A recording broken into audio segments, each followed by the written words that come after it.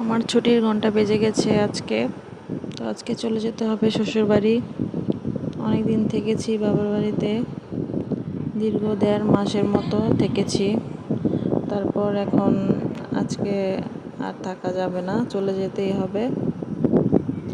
বাচ্চা কাচ্চা নিয়ে আসলে বারবার কিছুদিন পর আছে না যে 1 দিন 2 দিন পর বা সপ্তাহের মধ্যে 1 দিন আসি, ওরকম পারি না।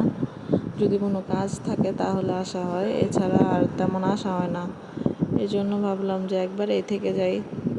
তবে দ্বিতীয় বাচ্চাটা হওয়ার পর থেকে তেমন বেশি দিন আর থাকতে পারি না বাবার বাড়িতে, কারণ ওদেরকে নিয়ে আমি আসলে এখানে এসে পারি না।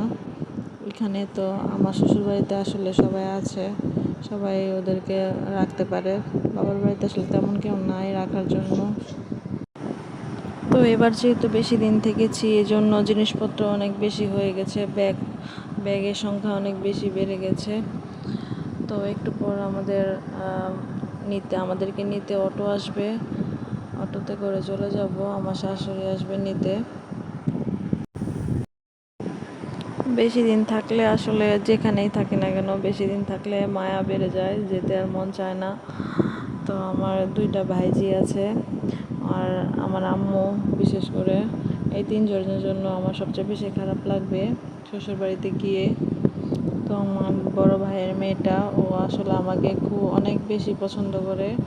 বারবার শুধু বলবে আমি তোমাকে অনেক ভালোবাসি, তুমি যেও না। মানে ও আমার সাথে আসতে চাইবে, আসলে ও ছোট, এই জন্য নিয়ে আসতে পারি না।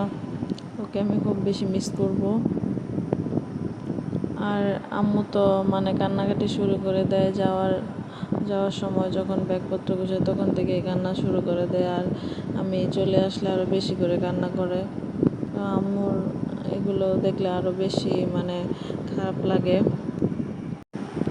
বিয়ে হয়ে গেলে আসলে বাবার বাড়িতে আর তেমন করে থাকার সুযোগ হয়ে ওঠে না, আর বাচ্চা কাচ্চা হয়ে গেলে তো আরও হয় না। তো আমি যখন আমার বেবি ছিল না, তখন আমি তো ম্যাক্সিমাম টাইম বাবার বাড়িতেই থাকতাম। যখন প্রথম বেবিটা হয় তখন আর তেমন থাকি না, শ্বশুরবাড়িতেই থাকি। আর যখন দ্বিতীয় বেবিটা হয় তখন একদমই থাকা হয় না, তখন 2 দিন কি 3 দিন, এর বেশি তো আর থাকিই না। তো এবার আসলে বেশি দিন থাকার আরও কিছু কারণ আছে।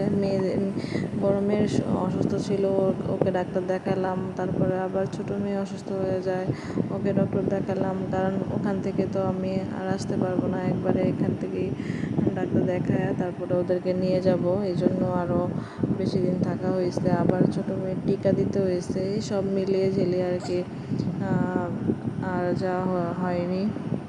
তো এবার যেহেতু বেশি দিন থেকেছি, এবার সবার জন্য খুব খারাপ লাগবে, জানি না বাড়িতে গিয়ে কীভাবে থাকবো। কিন্তু বাস্তবতা তো মেনে নিতেই হবে, থাকতে হবেই। আর এই যে দেখেন, আমি কখন থেকেই ব্যাগ গোছাচ্ছি, একটার পর একটা থেকেই যায়, শেষ হচ্ছে না ব্যাগ গোছানো। আমার মানে অনেক জিনিসপত্র হয়ে গেছে, যেহেতু 1.5 মাস থেকেছি, তো অনেক কিছু হয়ে গেছে। কাপড় চোপড় সব কিছু মিলিয়ে ঝিলে অনেক কিছু। এই যে এখন আমি সব ব্যাগ ট্যাগ গুছিয়ে বসে আছি, ওদেরকেও একটু রেডি করিয়েছি। যেহেতু গরম ছিল ওই দিন খুব বেশি, এই জন্য আর তেমন ওদেরকে ভারী কিছু পরাই নাই, শুধু নর্মালি একটু গেঞ্জি পরাইছি। এই যে আমরা এখন বাইরে বেরিয়ে গেছি। আর আমার শ্বশুর বাড়ি যাওয়ার পথে এই বাজারটা পড়ে, বাজার বলে ভুল হবে, আসলে এটা হচ্ছে ইউএমসি মিল গেট বলে। এখানে প্রতি বৃহস্পতিবার সাপ্তাহিক একটা বাজারের মতো বসে, সাপ্তাহিক হাট বসে।